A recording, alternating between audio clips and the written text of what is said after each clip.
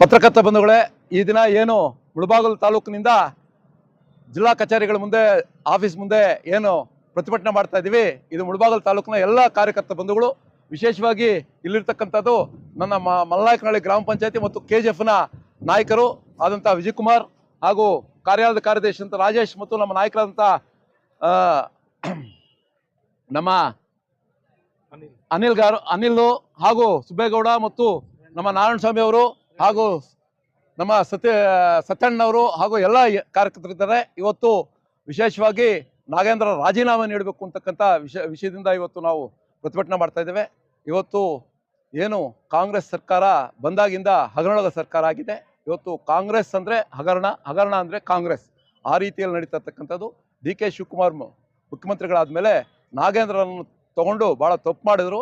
ಕಾರಣ ಇಷ್ಟೇ, ಹಿಂದಿನ ಏನು ಸಿದ್ದರಾಮಯ್ಯ ಸರ್ಕಾರದಲ್ಲಿ ಅವರು 187 ಕೋಟಿ ಗುಳುಂ ಮಾಡಿ ಅವರ ನೇರವಾಗಿ ಬ್ಯಾಂಕ್ನಿಂದ ಆಂಧ್ರಾಗೆ ಮತ್ತು ಬಳ್ಳಾರಿಗೆ ಅನೇಕ ಬಾರ್ಗಳಿಗೆ ಮತ್ತು ಗೋಲ್ಡ್ ಏನು ಬಂಗಾರದ ಅಂಗಡಿಗಳಿಗೆ ಮತ್ತು ಎಲ್ಲ ರೀತಿಯ ಅಕೌಂಟ್ಗಳು, ಫೇಕ್ ಅಕೌಂಟ್ಗಳಿಗೆ, ಕೋಆಪರೇಟಿವ್ ಸೊಸೈಟಿಗಳಿಗೆ ಕಳಿಸಿ ಇವತ್ತು ಹಗರಣ ಮಾಡಿದ್ದಾರೆ. ಕ್ಲೀನ್ ಶೀಟ್ ಬಂದಿದೆ ಅಂತ ಈ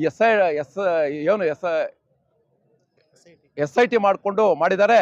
ಅದು ಶುದ್ಧ ಕಾಂಗ್ರೆಸ್ಸಿನ ಏಜೆನ್ಸಿ ಅಷ್ಟೇ ಹೊರತು ಇವತ್ತು ED ಮತ್ತು CBI ತನಿಖೆ ಆಗಬೇಕು ಅಂತಕ್ಕಂಥದ್ದು. CBI ಅವರು ಈಗಾಗಲೇ ರಾಜ್ಯಪಾಲರಿಗೆ ಪರ್ಮಿಷನ್ ಕೊಡೋಕ್ಕೆ ಕೇಳಿದ್ದಾರೆ.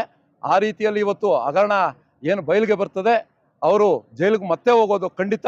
ಆವತ್ತು ಕೂಡ ಜೈಲಿಗೆ ಹೋಗಿ ಬಂದಿದ್ದಾರೆ, ಇವತ್ತು ಮತ್ತೆ ಜೈಲಿಗೆ ಹೋಗ್ತಾರೆ. ಇವತ್ತು ಅವರ ತಂಗಿಗೆ ಮತ್ತು ಅವರ ಬಾಮೈದನಿಗೆ ಮತ್ತು ಅವ್ರ ಚೇಲಾಗೆ ಡೈರೆಕ್ಟಾಗಿ ಹಣ ಬಂದಿರತಕ್ಕಂಥದ್ದು ನಾವೆಲ್ಲ ಕೂಡ ನೋಡಿದ್ದೇವೆ. ಪ್ರೂಫ್ ಸಿಕ್ಕಿದೆ, ಎಲ್ಲ ಕೂಡ ಇದೆ. ಇವತ್ತು ಉಗ್ರವಾದಂಥ ಹೋರಾಟ ನಮ್ಮ ರಾಜ್ಯದ ವಿರೋಧ ಪಕ್ಷದ ನಾಯಕರು ಹಾಗೂ ರಾಜ್ಯಾಧ್ಯಕ್ಷರ ನೇತೃತ್ವದಲ್ಲಿ ವಿಧಾನಸೌಧದಲ್ಲಿ ನಡೀತಾ ಇದೆ. ಅದೇ ರೀತಿಯಲ್ಲಿ ಕೋಲಾರ ಜಿಲ್ಲೆಯಲ್ಲಿ ಇವತ್ತು ಏನು ಜಿಲ್ಲಾ ಅಧ್ಯಕ್ಷರ ನೇತೃತ್ವದಲ್ಲಿ ಇವತ್ತು ನಾವೆಲ್ಲ ಕೂಡ ಇಲ್ಲಿ ಪ್ರತಿಭಟನೆ ಮಾಡ್ತಾ ಇದ್ದೇವೆ. ಅದೇ ರೀತಿಯಲ್ಲಿ ಎಲ್ಲ 39 ಜಿಲ್ಲೆಗಳ ಸಂಘಟನಾತ್ಮಕ ಜಿಲ್ಲೆಗಳಲ್ಲಿ ನಡೀತಾ ಇದೆ. ಇದನ್ನು ರಾಜೀನಾಮೆ ಕೊಡೋರು ಕೂಡ ಮುಂದುವರಿಸ್ತೇವೆ ಅಂತಕ್ಕಂಥ ಮಾತನ್ನು ಹೇಳಕ್ಕೆ ಇಚ್ಛೆಪಡ್ತೇನೆ.